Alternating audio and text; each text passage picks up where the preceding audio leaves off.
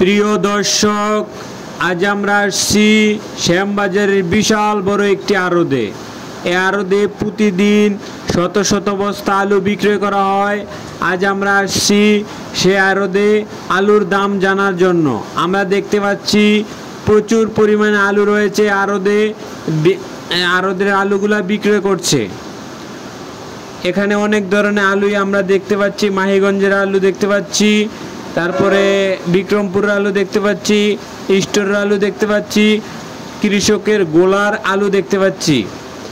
এখানে যত আলু রয়েছে সবচেয়ে ভালো আলু মাহিগঞ্জের স্টোরের আলু। এই আলুগুলা সাইজে অনেকটা বড় হয়ে থাকে, দেখতে সুন্দর, খেতেও সুস্বাদু। আর কৃষকের গোলার আলুগুলা দেখা যাচ্ছে চিমিয়ে গেছে, দেখতে ভালো দেখাচ্ছে না, দাম কম। আজ স্টোরের আলু বিক্রি হচ্ছে 16 টাকা করে, 16 টাকা, 15.5 টাকা, 17 টাকা, এরকম দামে বিক্রি হচ্ছে স্টোরের আলু, কোলেস্টেরলের আলু।